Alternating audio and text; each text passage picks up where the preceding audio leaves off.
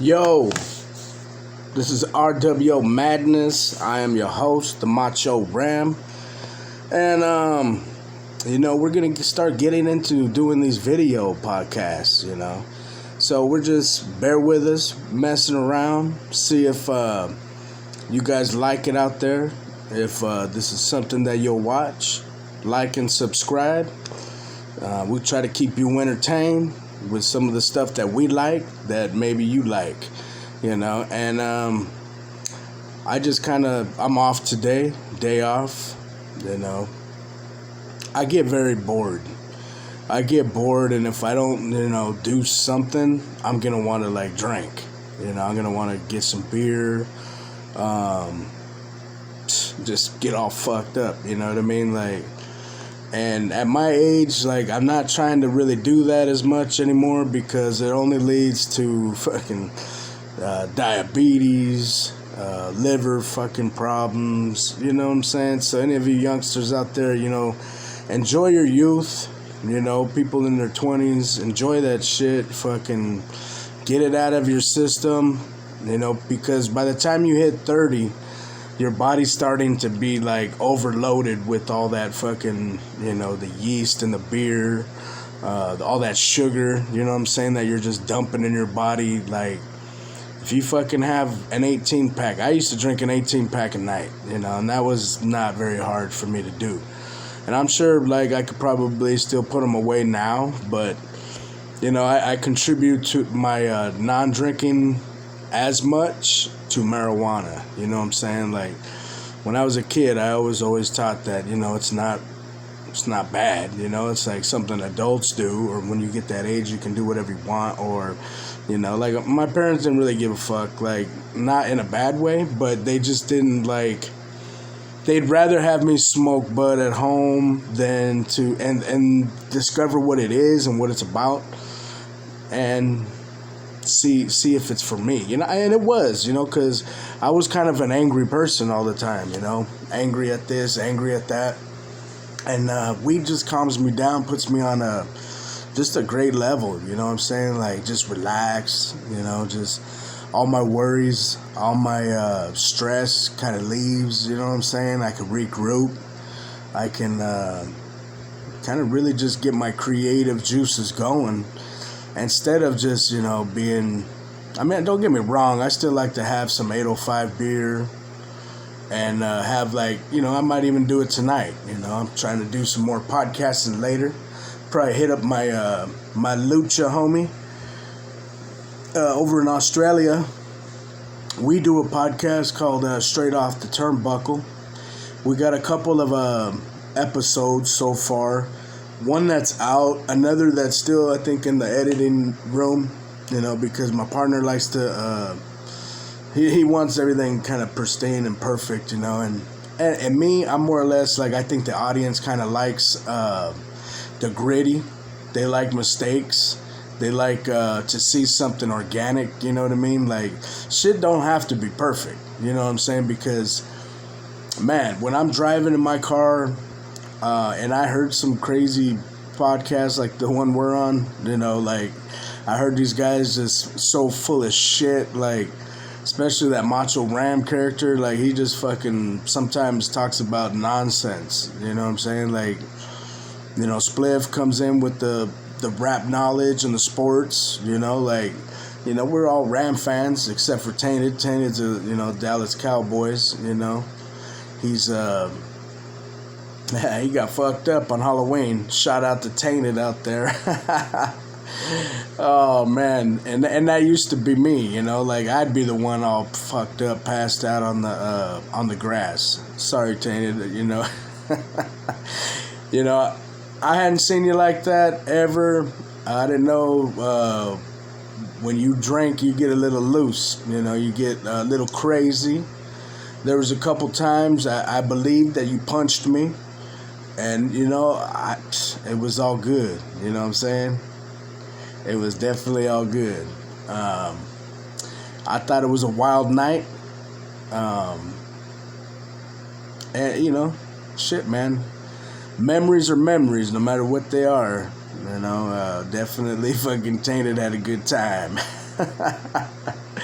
Shout out to Tainted, shout out to Spliff, and everybody that listens to RW Madness, you know. And I just kind of had an idea to do video reviews. Me and my nephew Spliff were, you know, kind of just chopping it up this morning, you know, smoked a little bit, and we're watching a guy that was reviewing South Park Mexican and his rap career and all that, you know what I'm saying?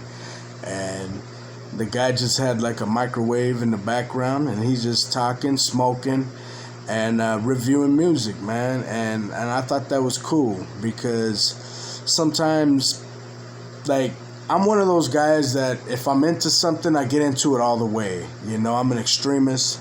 I do the most, you know, like, if I'm a fan of you, I'm going to be a real fan. You know what I'm saying? I'm very fucking loyal, and I don't know, I like to find out everything I can about whatever it is I'm into, you know? So these will be cool. These will be very cool. Stay tuned for them. This week, we will review Real Motherfucking G's from the late, great Eazy-E, Eric Wright. If you know me, you know that I've been an Eazy-E fan pretty much. Well, shit, man. He kind of hit the scene in the mid to late 80s. I didn't really know him at first because, you know, I was like a kid in 88. I was 8 years old. And I started hanging out at my cousin's house a lot. And didn't really know what rap was. You know, I was more into like rock and roll 50s stuff, because that's what my grandpa, and it's grandpa's birthday today. Happy birthday, Grandpa. Miss you. Wish you were still here. Because there's many things that I could be telling you, talking to you about, asking you about your knowledge of life, because when you were on this earth, I was in a different place. You know, I was a know-it-all. I was somebody that I think I just thought everybody was going to always be here on earth. You know what I mean? Like, I didn't really prepare for anybody passing away.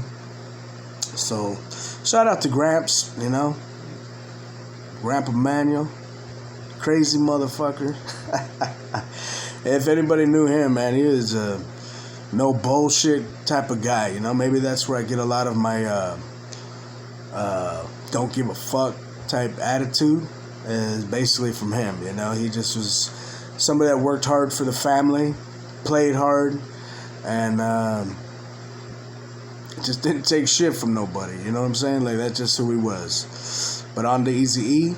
Eazy-E became my favorite rapper. My cousin had the bootleg tapes that if you know anything about NWA, you know, back when they first were coming out, you know, they had a little Astro van or an Aerostar van, whatever, and they would go to the swap meets. They would, I'm sure they would look at people that they assume would like that style of music, and they would pretty much force them to buy that shit. You know what I mean? I don't know what they charged or whatever, but if you do have one of those original NWA bootleg cassettes, and I know a few of my family members have them still, hold on to that shit, because that shit's collector item shit. You know what I'm saying? Like, definitely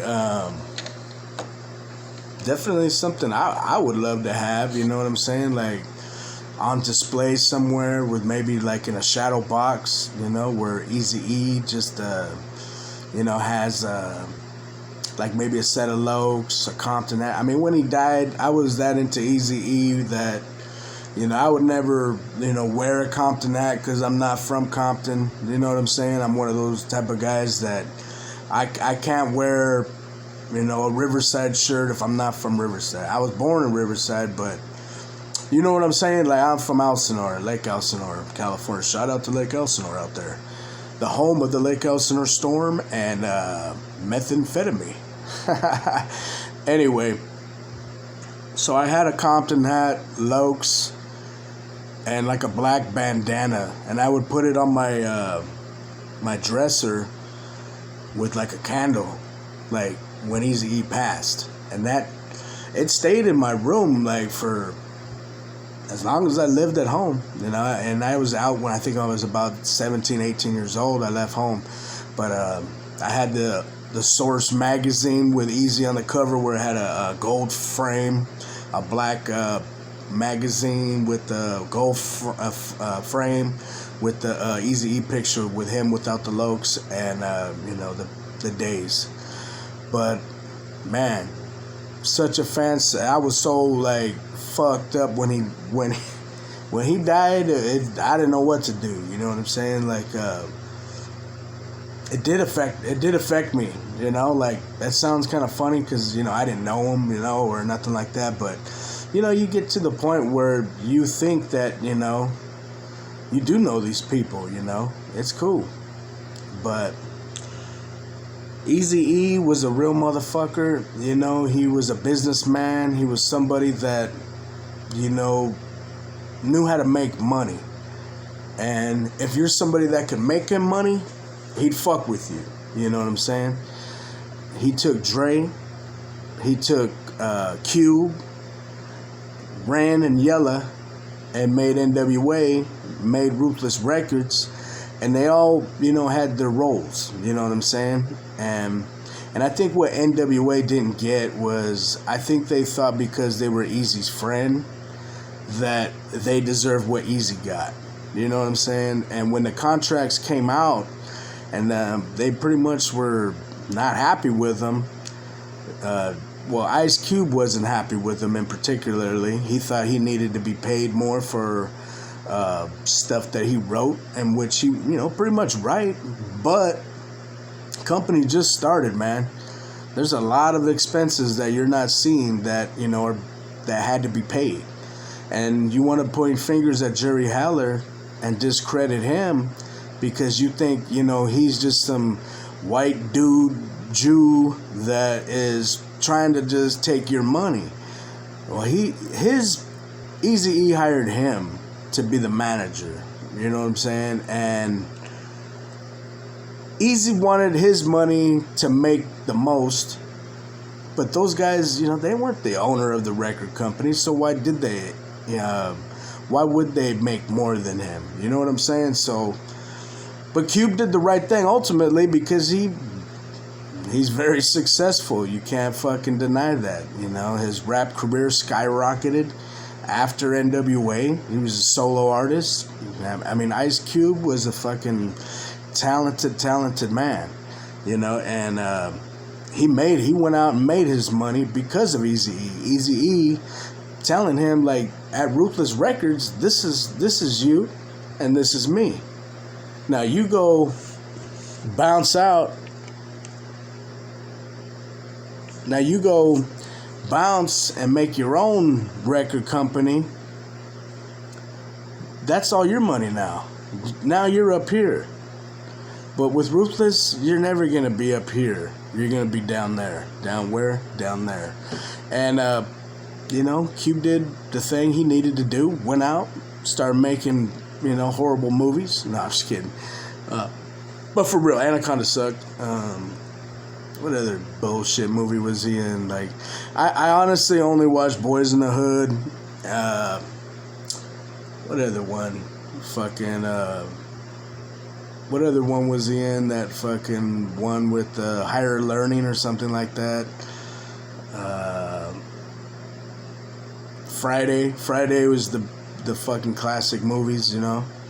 Fucking Friday 1, Friday 2, Friday 3. I'll watch all of them, you know. And unfortunately, Chris Tucker doesn't want to come on to the, you know, the last installment, or what are they gonna call it, the last Friday or something like that. I guess he found God, found religion, and maybe didn't want to play the role of Smokey anymore because of maybe his children, you know, whatever, man. The guy, everybody's entitled to their spirituality.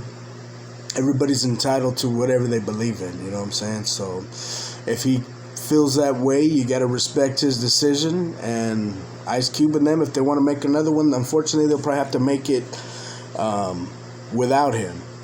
Now, I don't know if he'd be like... See, the way I look at it is, if you're acting, what does it have to do with your spirituality anyway?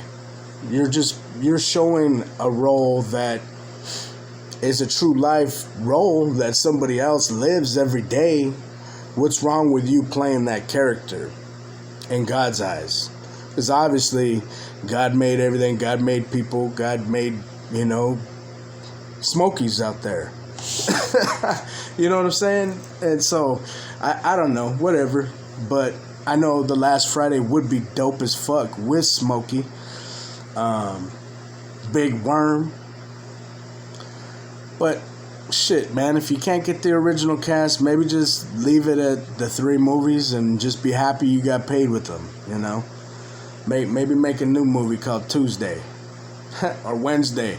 That's my only day off. So anyway, Dr. Dre also, co-produced that NWA movie, and they made themselves look really good in my eyes. They made them look like they were, like, especially Dre made himself look like he was if it wasn't for him, NWA wouldn't have happened, none of that shit.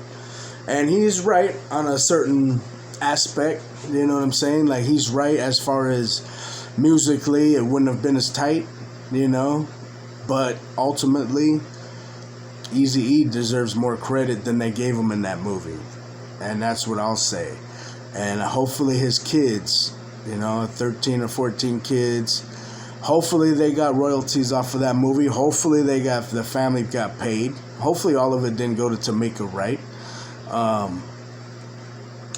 But shit, man, those kids deserve it, man. That's their dad. We all got to enjoy their dad's music, his character, his brand. We got to enjoy Eazy-E. And they really didn't, you know what I'm saying? They were very young when he passed. Little E, I think he was like maybe 11 or something like that, when his father passed away. And that sucks, man, that you didn't get to grow up as a man, drink a beer with your pops, smoke, whatever, you know what I mean? Do some adult things. Those kids deserve a lot more than probably they got, you know what I'm saying? But they're all talented in their own ways. They all have a little bit of their dad in them, Erin Wright out there, shout out to her, musically, and Erica Wright, she's a cool chick. All Little E, Baby E, all of them. They're all talented. Shout out to them all. But we're going to get into Real Motherfucking G's because I felt like that's a song that wasn't even in the movie Straight Outta Compton. It just bothers me that, they put No Vaseline in it, but they didn't put, the fucking Dr. Dre, Eazy-E type feud in it. They referenced the Chronic and all that, but they didn't fucking mention nothing about Real Motherfucking G's, and that's where I draw the line as far as that's a bullshit ass movie. You know what I'm saying? That's a Hollywood fucking bullshit. They fucking fucked Eazy-E's character up. And that's what I'll say about it. I mean, it was an entertaining movie. It was cool to see at least them be celebrated like that, because I do fucking love NWA. But like I said, they fucking made Eazy-E look like a joke. And he was the most gangster out of any of them. You know what I'm saying? That's real right there. So let's get into Real Motherfucking G's from the late great Easy motherfucking E, the hip hop thugster. Let's take a look. Let's take a look, if you will.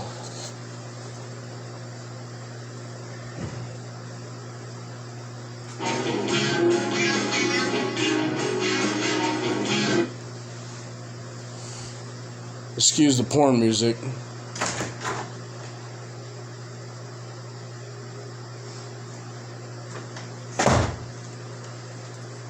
Hola. Hey. What is this, Mike?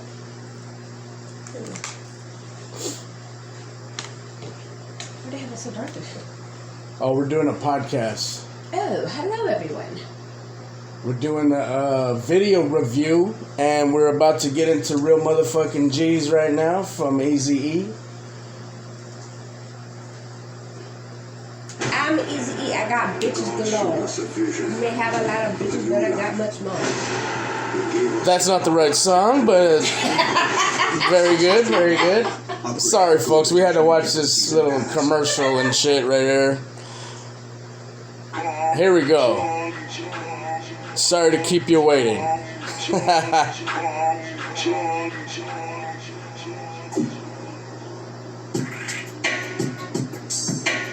Now, a lot of people don't know this, but that is Ezel from Friday that's playing the bogus Eazy-E. And he was actually in the Chronic also as the bogus Eazy-E on the Dre Day video. But he got in trouble with Suge, and Suge made him fucking quit the Eazy-E video. And he ended up being in only half of it. So they had to get somebody else to play the fake Eazy.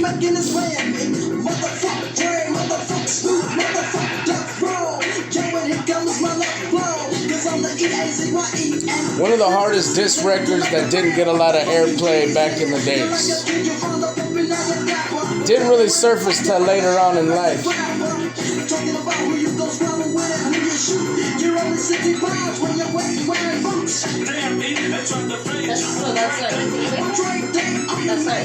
No, that's Easy, but they have a fake Easy in the video. Oh, okay. Did you do half of it and not the other half?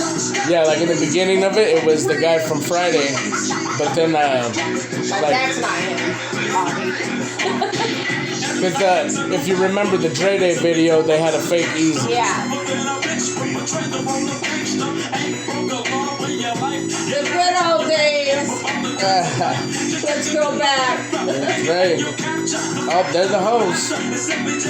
Those are still around. Oh, the host for show. Ah, a little picture of Dre.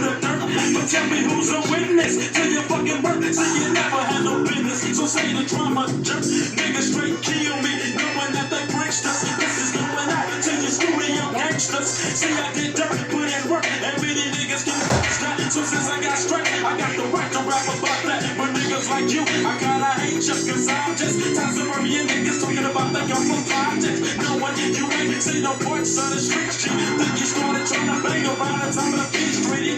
Wearing khakis in my while your wrong little thing trying to slack, but you're flooding at the same time, and your set don't accept you. Scared to kick it with your homies, cause you know they don't respect you. So nigga, please check nuts before you step to these motherfucking real. Well, it's the knockout definition, original baby gangster. Approach me like you hard, motherfucker. I'm a banker, shank ya with my fucking shank if I have to. Dr. Dre is Snoop Dogg, these motherfucking actors, gangsters, studio gangsters, busters. But this time you're dealing with some real motherfuckers. Jeez, nigga, please don't try to step this. If you do, then I can count this. All that would be left. See, young niggas like me, I'll break you off something. Claiming my city, but Dre, you ain't no Compton. Niggas like y'all is what I call wannabes, and ain't shit compared to real motherfucking G's.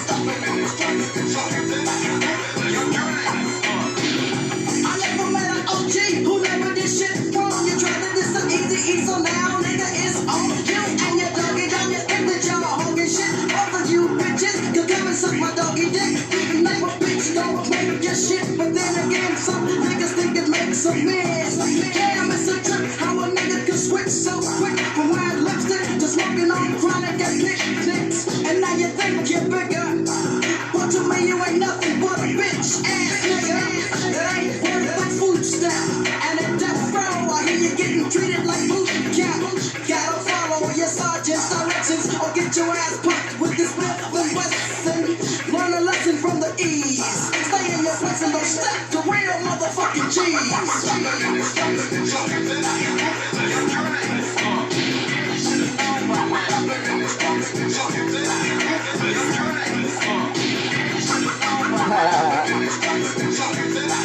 See, that ain't Ezel right there.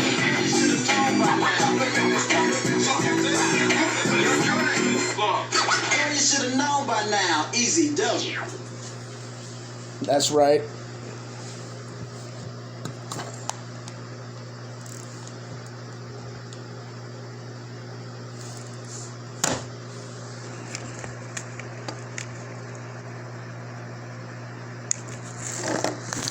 So that was Real Motherfucking G's. Hope y'all liked it. Hope you all, just kind of know the real on Eazy-E and in that NWA movie. You know what I'm saying? Like, don't always believe everything that you read or see, especially from those that like Dr. Dre. Like, for instance, in that movie, he called Easy supposedly, and they squashed things out, and they were gonna do like an NWA reunion type shit. Very doubtful that ever happened. I kind of think it's the same thing as like Hulk Hogan and Randy Savage. Hulk Hogan saying that him and Randy were at the same hospital, and they kind of ran into each other and blah, blah, blah, this and that they hashed things out, brother, you know what I'm saying? Like, man, that shit just didn't happen, you know what I'm saying? And Dr. Dre can say it all day long, because in the end, people want to see, more positivity than negativity, I guess, so whatever, but I don't believe it. I don't believe that it happened, and if Eazy-E was alive, I do know that he was a businessman that would do a record with Dr. Dre, but I don't know if the respect would ever be the same, as far as that goes. But on that note, we are out. RWO Madness.